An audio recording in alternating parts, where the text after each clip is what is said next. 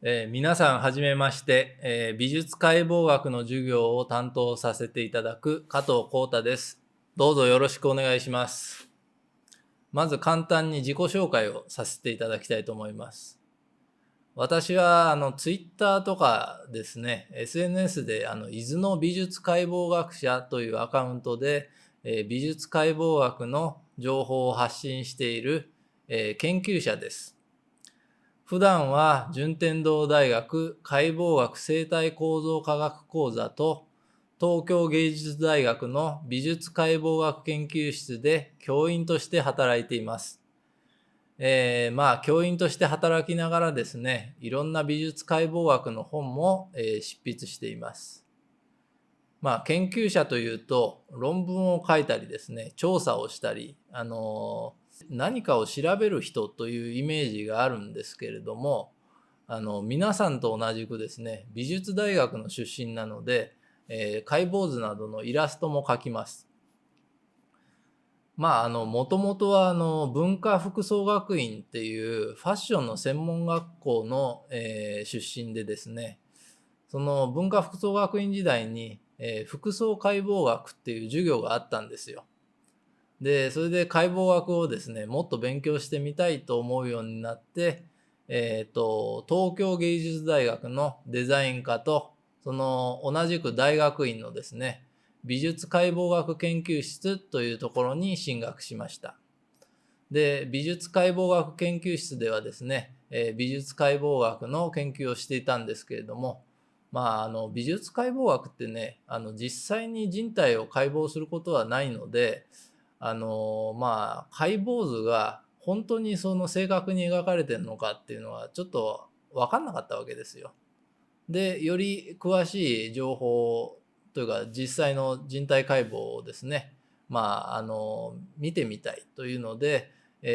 順天堂大学大学院の解剖学生態構造科学講座に進学して、現在はですね、そこで教員として働いています。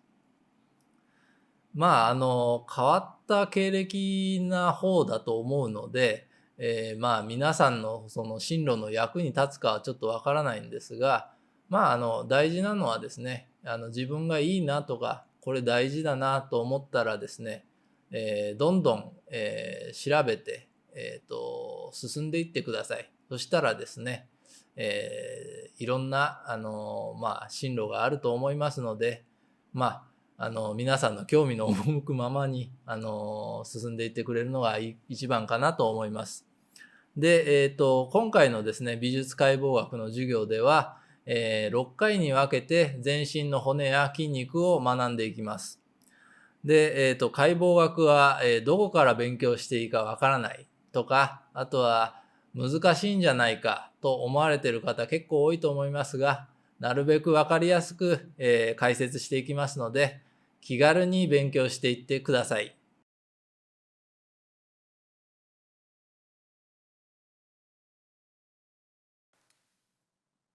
まず、美術解剖学という言葉を初めて聞く人もいると思いますので、美術解剖学って何とか、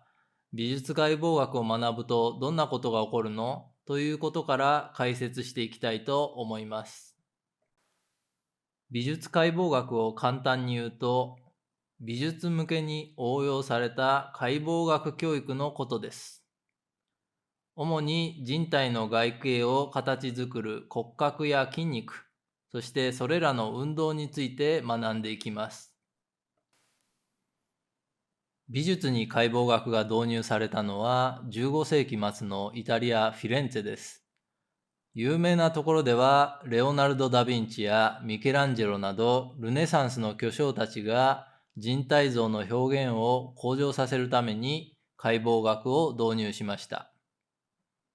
右側のスケッチはレオナルド・ダ・ヴィンチが残した解剖手法です。ダ・ヴィンチは人体像を表現するために実際の解剖体をスケッチし取材していました。こうした内部構造の理解はルネサンスの人体表現の向上に一役買っています。左は紀元前5世紀原作の槍を担ぐ人という古代ギリシャ彫刻です。古代ギリシャ彫刻は石膏像で有名なので、詳しい人は知ってるかもしれません。右側は16世紀にミケランジェロが作ったダビデという巨大な人体彫刻です。どちらも立派な体つきをした像ですが、ダビデ像の方が起伏が繊細で自然に見えないでしょうか。解剖学の導入によって人体などの表現が飛躍的に向上した16世紀イタリアでは、世界最古の美術学校の一つ、素描のための美術学校が開校します。そこでは開校当初から美術解剖学が導入されていました。それ以降の美術学校では、アーティストたちの基礎教養として解剖学が導入されています。右の素描はジョバンニ・ストラダーノという画家が描いた素描のための美術学校の授業風景です。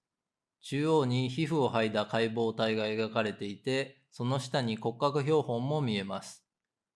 一般の人ならちょっと気味が悪かったり怖かったりする場面ですが、ここに描かれている学生たちは真剣にスケッチをしています。このスライドに写っている絵は、今から150年くらい前のヨーロッパの美術学校の授業風景です。どちらの絵にも実際の解剖体や骨格標本が描かれています。そしてその周りに真剣に授業を聞く学生さんたちがたくさん描かれています。人間は知らないものに気味の悪さや怖さを感じます。構造を知っている、もしくは知ろうとする気持ちがあると、そうしたイメージは薄れていきます。皆さんも美術解剖学を学んでいくと、人体の内部構造が気持ち悪い、もしくは怖いといったイメージが変わっていくはずです。ここで紹介しているのは、エゴン・シーレという画家の素描作品と、その横に私が骨格を推測して書き込んだ図を並べたものです。シーレの素描は体の輪郭が歪んで強調されているように見えますが、骨格を抽出してみると骨の突出部が正確に描かれていることがわかります。デフォルメとは、ある形を表現のために変形させることですが、デフォルメをするためには元の形を知っておく必要があります。シーレの素描はデフォルメをうまく扱えた例と言えます。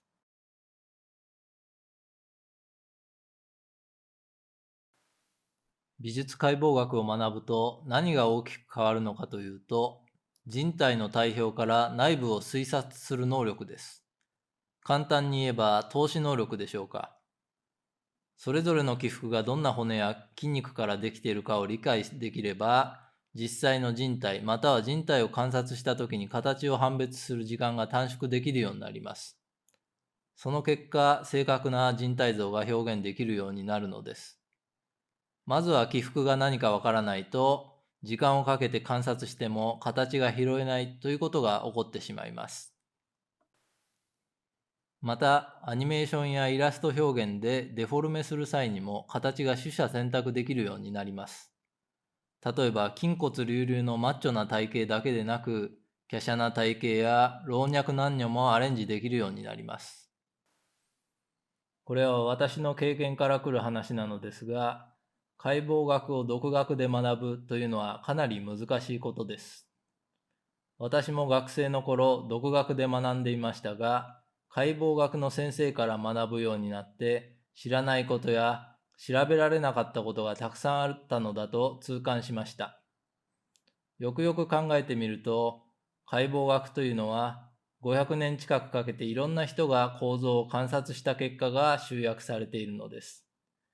一人の人間が一生かけて到達できる情報量ではありません。